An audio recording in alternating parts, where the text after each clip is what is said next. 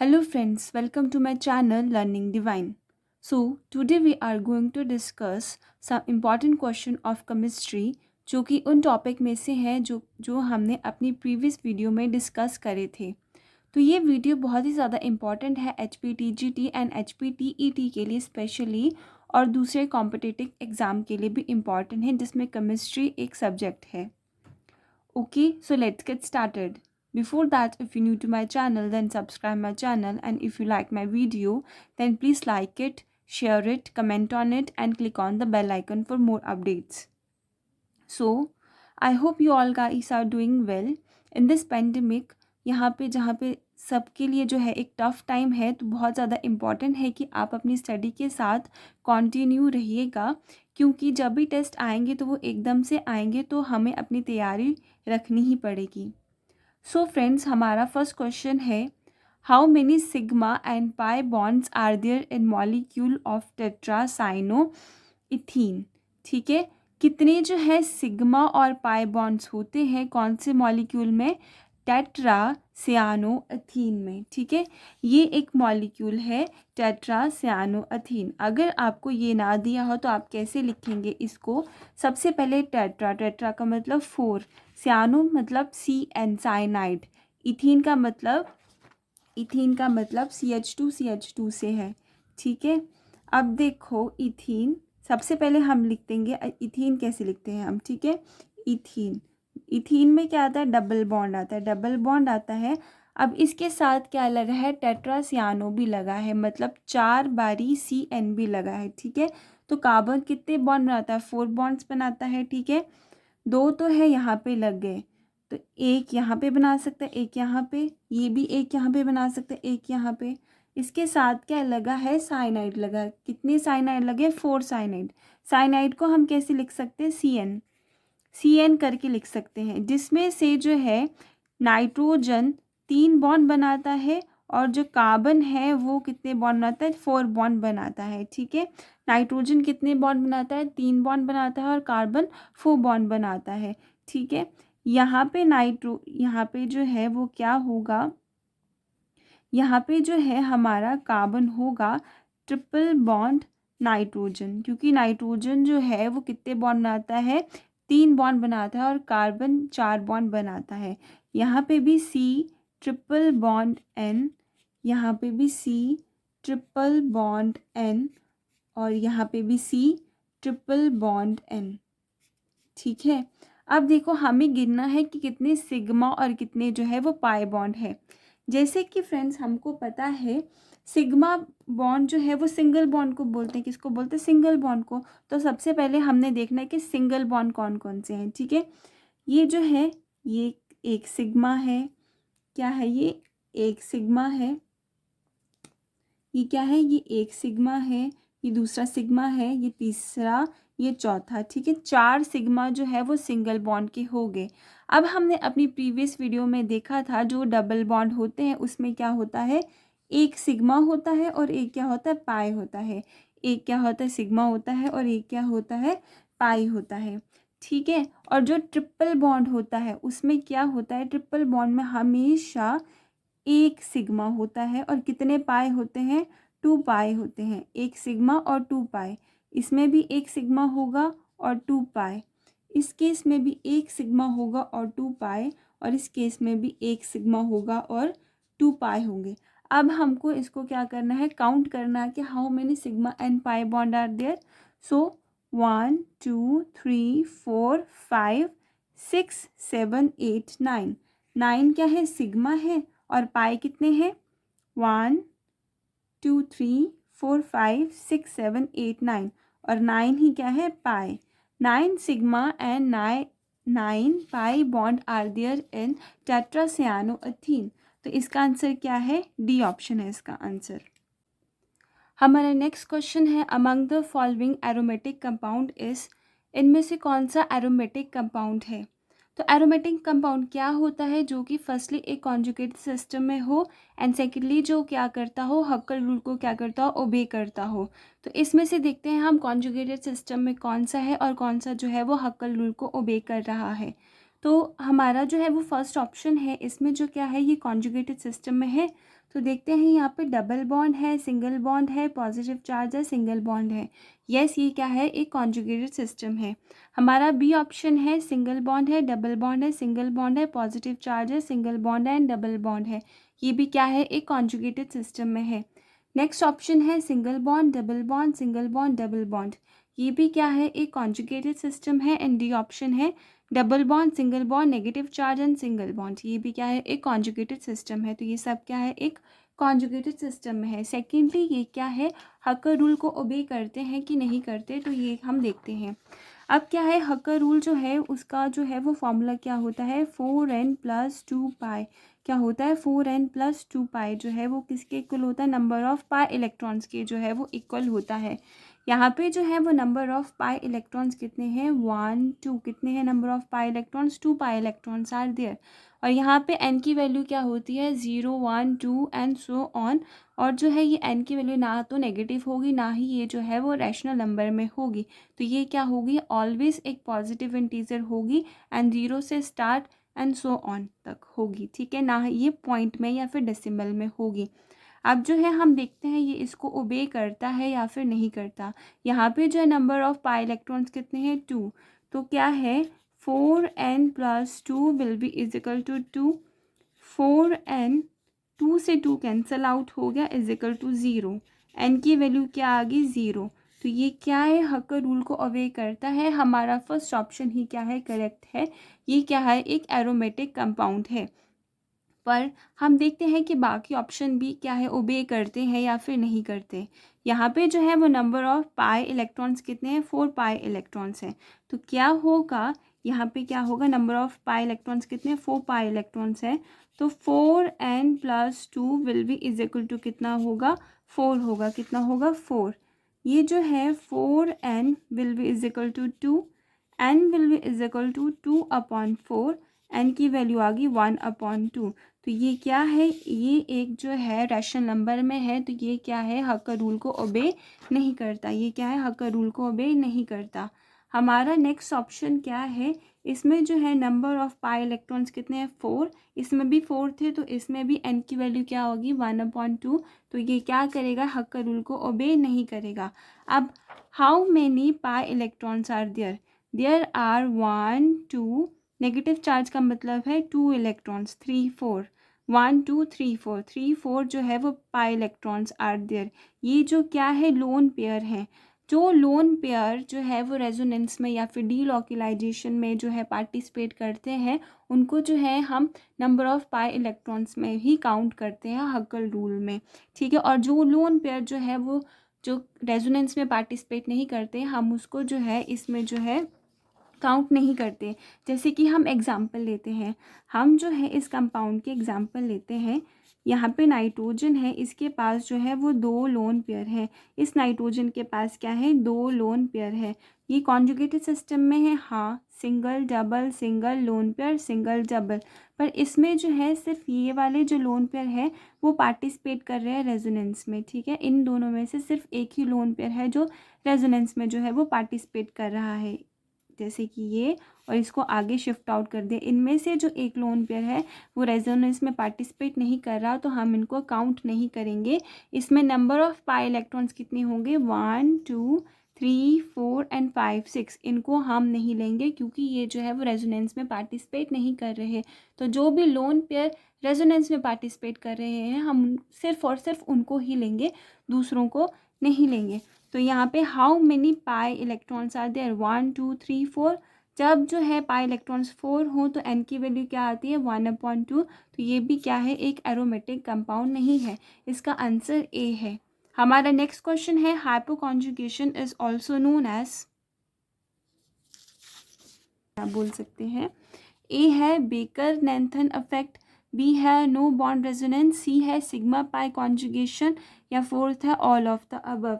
तो हमने अपनी पिछली वीडियो में देखा था कि हाइपोकॉन्जुगेशन को हम बेकर नैथन इफेक्ट भी बोलते हैं, नो बॉन्ड रेजोनेंस भी बोलते हैं और सिग्मा पाई कॉन्जुगेशन भी बोलते हैं। तो इसका आंसर है फोर्थ। हमारा नेक्स्ट क्वेश्चन है, which of the following is not a electrophile. इनमें से कौन सा एक इलेक्ट्रोफाइल जो है वो नहीं है। इलेक्ट्रोफाइल जो है वो हमेशा क्या होता है, इलेक्ट्रॉन रिच होता है, और ये अपने लोन पेयर्स को क्या करता है, पार्टिसिपेट कराता है किसमें, बॉन्ड बनाने में। ठीक है, अब देखते हैं इनमें से कौन सा एक इलेक्ट्रोफाइल नहीं है। अब देखो जैसे कि इससे पता चल रहा है इसके ऊपर नेगेटिव चार्ज है, नेगेटिव चार्ज जो ऑब्वियस है इसके पास जो है वो इलेक्ट्रॉन्स ज़्यादा है, इसलिए इसके ऊपर क्या है, नेगेटिव चार्ज है। तो ये जो है इन इलेक्ट्रॉन्स का यूज़ कर सकता है किसके लिए, पार्टिसिपेशन कराने में, बॉन्ड बनाने के लिए। तो ये क्या है, एक न्यूक्लियोफाइल है। सेकंड है ROH। अब देखो यहाँ पे क्या है, एल्काइल ग्रुप है। एल्काइल ग्रुप ऑलवेज जो है वो इलेक्ट्रॉन्स डोनेटिंग ग्रुप होता है। तो ऑब्वियस है ये क्या है, एक न्यूक्लियोफाइल की तरह एक्ट करेगा, क्योंकि ये इलेक्ट्रॉन्स को क्या करेगा, डोनेट करेगा। क्या करेगा, इलेक्ट्रॉन्स को डोनेट करेगा, क्योंकि इसके पास क्या है, एल्काइल ग्रुप है। अब जो है हम डी ऑप्शन की बात करते हैं। डी ऑप्शन में जैसे कि NH3 की बात करते हैं, तो इसका स्ट्रक्चर जो है कुछ ऐसे करके होता है। इसमें जो क्या होता है, लोन पेयर होते हैं। नाइट्रोजन के पास क्या है, लोन पेयर है। तो ये जो है इन लोन पेयर का पार्टिसिपेशन करता है बॉन्ड बनाने में। तो ये क्या है, एक न्यूक्लियोफाइल है। आगे सी ऑप्शन है BF3। क्या है, BF3। बोरोन के पास क्या होता है, MT p ऑर्बिटल होती है। क्या होती है, इसका स्ट्रक्चर कुछ ऐसे होता है। बोरोन का स्ट्रक्चर कुछ ऐसे होता है। एक तो फ्लोरीन बहुत ही ज़्यादा इलेक्ट्रोनेगेटिव इन नेचर होता है। ठीक है, तो ये सारे जो इलेक्ट्रॉन्स है वो तो है फ्लोरीन के पास जाएंगे, और ऊपर से बोरोन के पास क्या होगा, MT p ऑर्बिटल होगा, जिसकी वजह से ये क्या होगा, इलेक्ट्रॉन डेफिशिएंट होगा। तो ये एक न्यूक्लियोफाइल की तरह काम नहीं करेगा। BF3 is not a nucleophile. हमारा नेक्स्ट क्वेश्चन है, the oxidation number of iron in FeCO5। Oxidation number क्या होता है आयरन का FeCO5 में, तो क्या होता है, आयरन का ऑक्सीडेशन नंबर इन FeCO5 में क्या होता है। अब देखो यहाँ पे ऑक्सीडेशन नंबर कैसे निकालते हैं, जो सेंट्रल एटम होता है उसको हम X लिखते हैं। अब देखो कार्बन मोनोऑक्साइड क्या है, एक न्यूट्रल कंपाउंड है। क्या है, एक न्यूट्रल कंपाउंड है। तो यहाँ पे क्या आएगा, 0, न्यूट्रल है तो 0 आएगा। कितने हैं साथ में, 5, तो 5 से मल्टीप्लाई आएगा is equal to 0। X + 0 will be is equal to 0, and X की वैल्यू क्या आ गई, 0। यहाँ पे क्या है, इसका आयरन का ऑक्सीडेशन नंबर क्या है, 0। तो इसका आंसर होगा नन। हमारा जो है वो नेक्स्ट क्वेश्चन है, which of the following elements has maximum electron gain enthalpy. इन सब में से सबसे ज़्यादा इलेक्ट्रॉन गेन एंथैल्पी जो है वो किसकी होगी। इलेक्ट्रॉन गेन एंथैल्पी सबसे पहले होती क्या है, एंथैल्पी माने energy, the energy which is absorbed और released to gain the electrons. ठीक है, जो भी एनर्जी जो है वो रिलीज़ होती है या फिर एब्जॉर्ब होती है इलेक्ट्रॉन्स को गेन करने के लिए, हम उसको क्या बोलते हैं, इलेक्ट्रॉन गेन एंथैल्पी। और इलेक्ट्रॉन गेन एंथैल्पी जो है वो साइज़ पे बहुत ज़्यादा मैटर करती है। जितना छोटा साइज़ होगा उतनी ज़्यादा जो है इलेक्ट्रॉन गेन एंथैल्पी होगी, क्योंकि जितना छोटा साइज़ होगा किसी भी एलिमेंट या फिर एटम का, तो क्या होगा, न्यूक्लियर अट्रैक्शन जो है वो इलेक्ट्रॉन्स को लेकर उतना ही ज़्यादा होगा, उतना ही ईजिली जो है वो इलेक्ट्रॉन्स को क्या कर सकता है, अट्रैक्ट कर सकता है, और उतनी ही ज़्यादा जो है वो एनर्जी जो है वो रिलीज़ हो सकती है या फिर एब्जॉर्ब हो सकती है। अब देखो जैसे जो भी है, हम जब लेफ़्ट टू राइट जाते हैं पीरियोडिक टेबल में, लेफ़्ट टू राइट जाते हैं तो एटॉमिक साइज़ क्या करता है, डिक्रीज़ करता है। लेफ़्ट टू राइट क्या करता है, एटॉमिक साइज़ डिक्रीज़ करता है। तो ऑब्वियस है electron gain enthalpy left to right क्या होगी, ज़्यादा होगी। अब देखो ये जो है ग्रुप 15 का एलिमेंट है, ये ग्रुप 16 का एलिमेंट है, और ये दोनों जो है वो ग्रुप 17 के एलिमेंट है। तो ऑब्वियस है ग्रुप 17 के एलिमेंट्स की इलेक्ट्रॉन गेन एंथैल्पी ग्रुप 15 और ग्रुप 16 के एलिमेंट से ज़्यादा ही होगी। अब देखो फ्लोरीन और क्लोरीन में से ज़्यादा इलेक्ट्रॉन गेन एंथैल्पी किसकी होगी। अब मानने वाली बात है कि जब हम टॉप टू बॉटम जाते हैं तो साइज़ क्या करता है, इंक्रीज़ करता है। तो वैसे तो फ्लोरीन की इलेक्ट्रॉन गेन एंथैल्पी ज़्यादा होनी चाहिए एज़ कम्पेयर टू क्लोरीन, क्योंकि फ्लोरीन का साइज़ क्या होता है, स्मॉल होता है एज़ कम्पेयर टू क्लोरीन से। बट क्या है, जब फ्लोरीन जो है उसका साइज़ स्मॉल होने की वजह से उसमें जो है इलेक्ट्रॉन्स जो है वो बहुत ज़्यादा होते हैं, स्मॉल साइज़ होता है, इलेक्ट्रॉन ज़्यादा होते हैं, जिसकी वजह से वो और इलेक्ट्रॉन्स को नहीं ले सकता, क्योंकि उसमें जो है वो फिर इलेक्ट्रॉनिक हिंड्रेंस हो जाएगी, ज़्यादा इलेक्ट्रॉन्स जो है वो नहीं ले सकता, क्योंकि उसका साइज़ जो है वो स्मॉल है। इसलिए जो है क्लोरीन की जो है इलेक्ट्रॉन गेन एंथैल्पी ज़्यादा होगी एज़ कम्पेयर टू फ्लोरीन, क्योंकि फ्लोरीन का जो साइज़ है वो बहुत ही ज़्यादा छोटा होता है कि वो और ज़्यादा इलेक्ट्रॉन्स को क्या कर सके, गेन कर सके। नेक्स्ट क्वेश्चन है the pH value of 0.01 m NaOH is, pH value कितनी होती है, कॉन्सेंट्रेशन कितनी दी है यहाँ पे 0.01 m NaOH की कितनी होती है। तो ये कैसे लिख सकते हैं हम, NaOH, NaOH हमको पता है NaOH जो क्या है, एक स्ट्रॉन्ग बेस है, तो ये जो है इजीली डिसोशिएट हो जाएगा, Na positive and OH negative. हमें जो है OH नेगेटिव की कॉन्सेंट्रेशन पता है, कितनी पता है, 0.01 m। तो जो है इसकी मदद से जो है हम pH निकाल सकते हैं, इसकी कितनी है, क्योंकि हमें एक फॉर्मूला पता है, फॉर्मूला क्या है, pH प्लस POH की वैल्यू कितनी होती है, 14 के इक्वल होती है, कितनी होती है, 14 के इक्वल। हम जो है POH की वैल्यू निकालेंगे, फिर जिससे हमें pH पता चल जाएगी।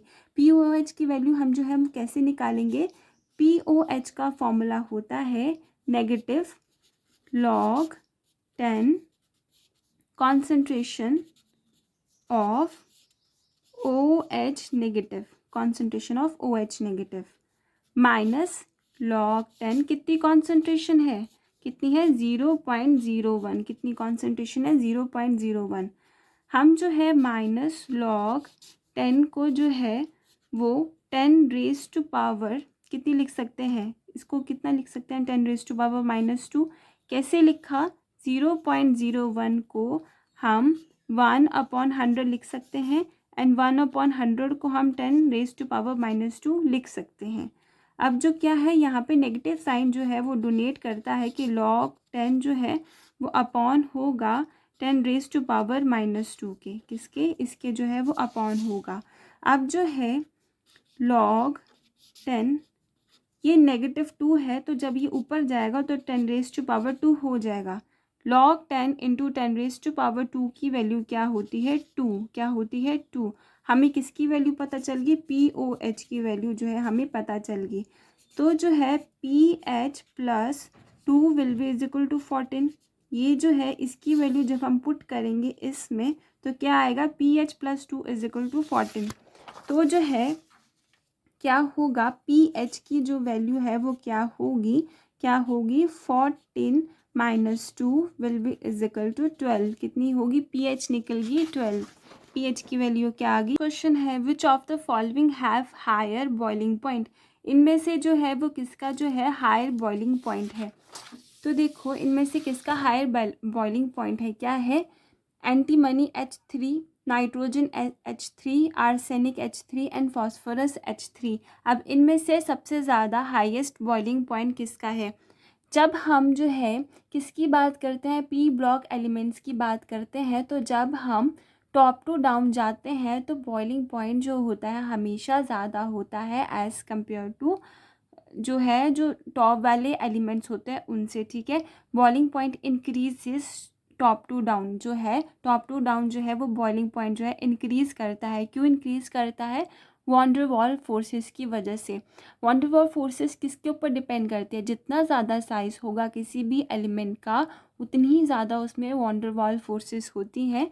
वॉन डर वाल फोर्सेस के ज़्यादा होने से जो है टॉप टू डाउन जो है वो बॉइलिंग पॉइंट भी क्या करता है, इंक्रीज़ करता है। और इसके बारे में हम डिस्कस करेंगे अपनी जो है नेक्स्ट वीडियो में, हम इसके बारे में डिस्कस करेंगे कि क्यों वॉन डर वाल फोर्सेस की ज़्यादा होने की वजह से जो है वो बॉइलिंग पॉइंट भी जो है वो ज़्यादा होता है।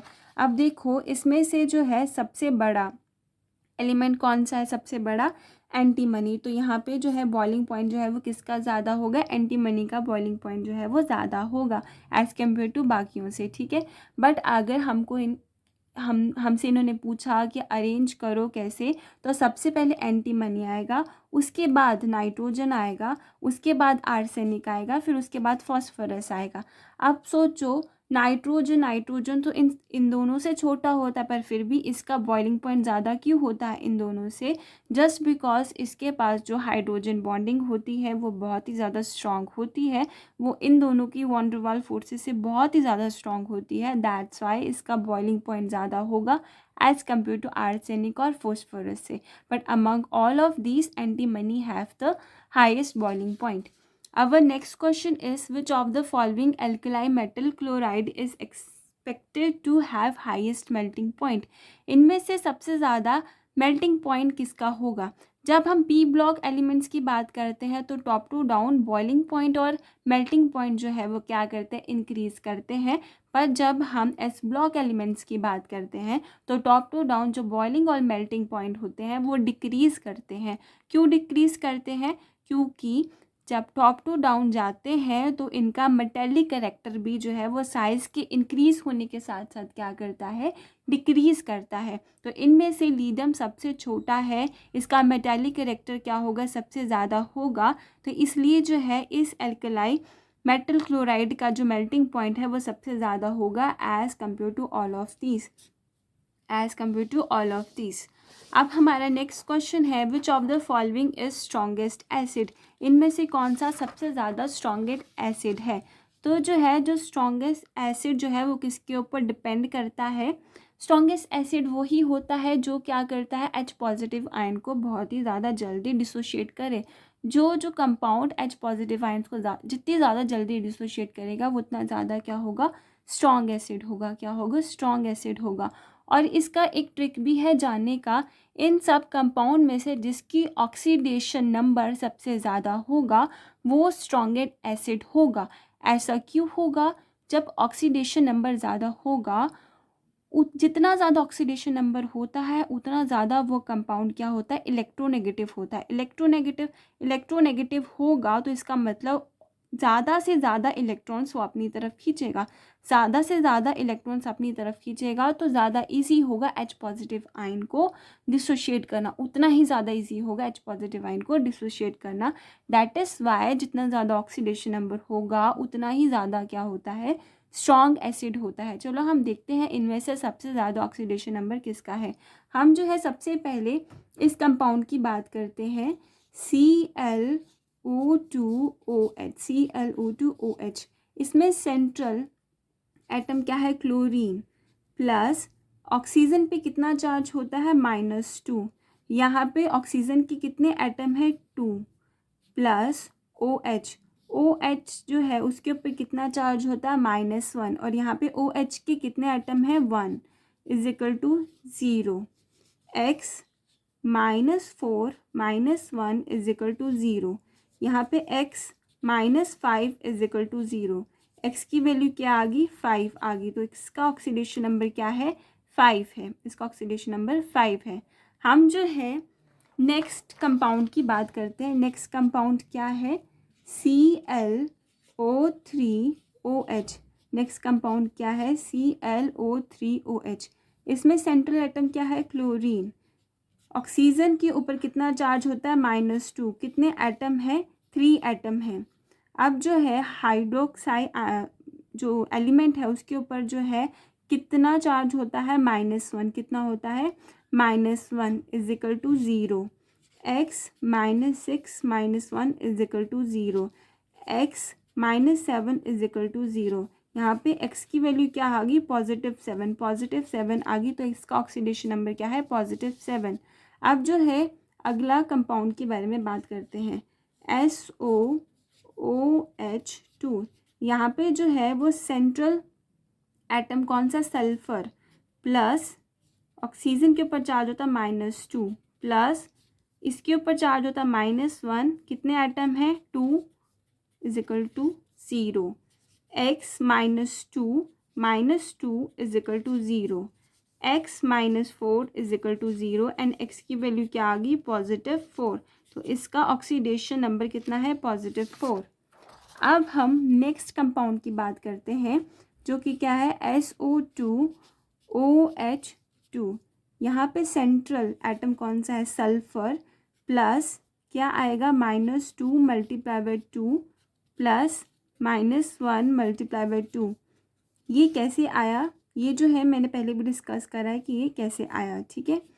x -4 -2 will be is equal to 0, x -6 will be is equal to 0 and x is equal to +6। यहाँ पे ऑक्सीडेशन नंबर क्या है x का, +6।